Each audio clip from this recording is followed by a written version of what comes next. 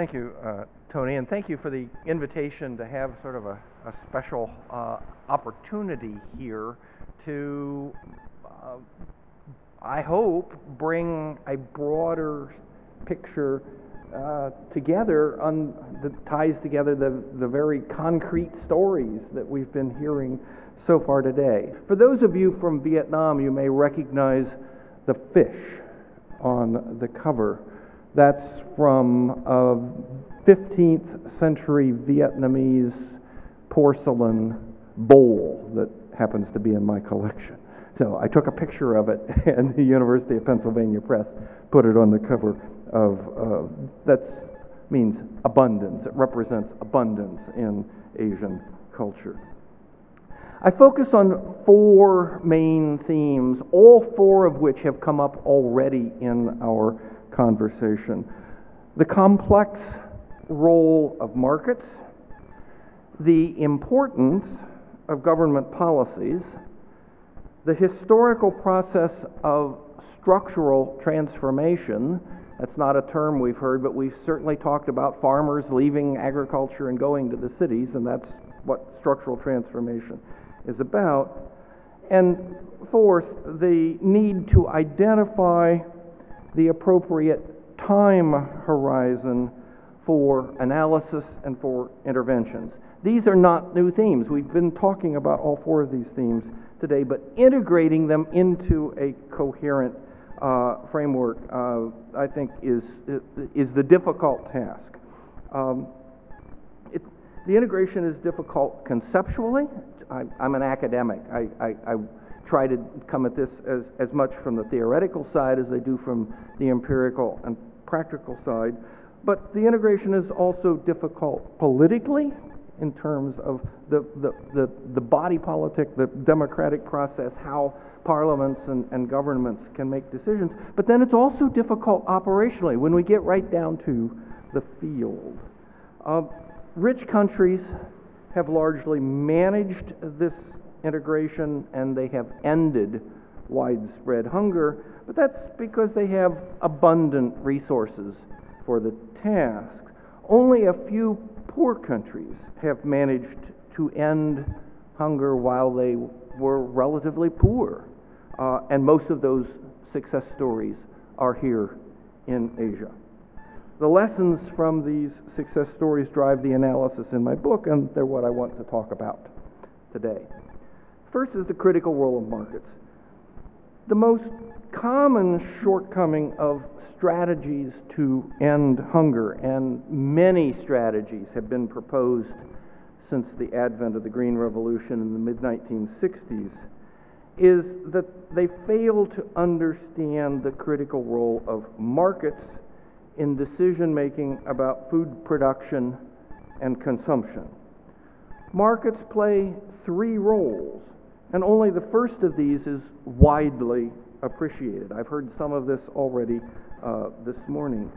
Markets are the arena in which food marketing takes place, transforming the commodity in the farmer's field in time, in place, and form, so that it ends up as nutritious food on the consumer's table. These are the marketing functions: storage, transportation, processing. Those are very concrete things that need to be done in the value chain in order to get nutritious food from the field to the table. These engineering functions are essential no matter how the rest of the economy is organized: planned economy or capitalist economy. Soviet-style central planning may be dead, but most of the countries in East and Southeast Asia have active planning agencies that help private investors know what government policies and investment priorities are. In a capitalist market economy, and that's what we have almost entirely in the ASEAN region, the second critical function of markets is price discovery. The costs of performing each of these essential engineering functions, transportation, market, storage, and processing, The cost of performing these essential engineering functions of marketing must be matched by price differentials at each stage of the process. These price differentials then are signals. In the third function of markets, these price signals direct producers, traders, and consumers to allocate scarce economic resources to their most efficient use. Without reasonably efficient use of our resources, we're really doomed to poverty and hunger. In all of the successful escapes from hunger, from the rich OECD countries that managed it in the 19th century to the wealthier countries in East and Southeast Asia that did it in the 20th century, markets have done the heavy lifting. Their role in generating signals of resource scarcity and inducing producers and consumers to make decisions that are consonant with those signals has never been carried out successfully by government planners. Markets, for all the problems and the failures, are at the core of solving the problem of hunger. To end hunger, markets will have to work pretty well.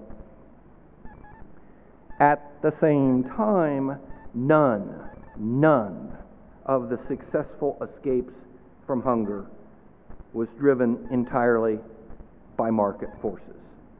Governments have had to intervene in many ways to provide food security to their citizens, stabilizing the economic environment, providing public goods such as transportation, communication networks, agricultural research and development, access to quality health and educational facilities have all been essential in most of these environments. There is scope, at least from the historical record, there is scope for more or less government involvement depending on institutional capacity of the government and the willingness of citizens to be taxed to pay for it. But none has never been the right answer. Too much involvement, too much intervention has been a common mistake because well-intentioned policy objectives sometimes do not have the fiscal or bureaucratic resources to defend them. It is a tricky balance that requires constant analysis, experimentation, and learning. Ending hunger and poverty requires that each society find the right mix of market forces and government intervention to drive a process of economic growth that reaches the poor and ensures that food supplies are readily and reliably available and accessible to even the poorest households. Finding this right mix has been a major challenge, both analytically and politically, and it seems to be getting more difficult as the global economy becomes more integrated and less stable. One way to lift households out of poverty and provide sustainable food security is to help them grow more food themselves. Much of our conversation so far today has been about that task. To do this, rural households, which include most of the world's poor and hungry, need reliable access to modern inputs, to water, and to knowledge about effective farming techniques and knowledge about what's going on in markets. Modern inputs must come from markets. These markets need to be close enough to allow farmers to purchase high-yielding seeds and agricultural chemicals, and in return to get decent prices for their surplus output. Again, a topic we just talked about. Good schools, which build the educational tools for farmers to access knowledge, nearby health clinics, local financial markets, also raise rural living standards. But just raising secure crops and feeding their children is a first priority for these families. As successful as that strategy is in reducing hunger, not all small farmers can achieve food security on their own small plots. For many of these, escaping poverty will require leaving agriculture, even moving to a city. This is the process of structural transformation. It occurs as labor productivity in agriculture increases, but the sector becomes a smaller share of the economy and the workforce. And the structural transformation provides a powerful pathway out of poverty because it offers job opportunities off the farm. Indeed, if history is any guide, no escape from hunger and poverty has been sustainable. That word again, no escape from hunger and poverty has been sustainable without a successful structural transformation and urbanization. This historical perspective means time is important. We have to identify the time horizon over which policies and investments are designed and implemented. By their very nature, some of the most important investments needed to guarantee enough food for all in the future have very long gestation periods and payoff horizons. Rural infrastructure, including irrigation facilities, schools, health centers, basic agricultural research and development, even the basic institutions of effective governance, all take decades to design, build, and deliver benefits. Doing things right takes time. Only policies that recognize this basic reality have a chance of working. Consequently, the analysis, design, implementation, and evaluation of policies to improve food security and end hunger require 3 time horizons to be effective. In the short run, in the next decade, only an academic could get up here and talk about the short run as being the next decade. But in the short run, which I take to be a decade, the task is to manage food price volatility and provide a reasonably stable environment for investing in food systems and improved livelihoods for the poor. Investments that are made in highly unstable environments tend to be speculative, and they have low rates of return for the economy as a whole. Investors cannot see the signal because of all the noise. In the medium run, 2 to 3 decades from now, the task is to manage demand for food.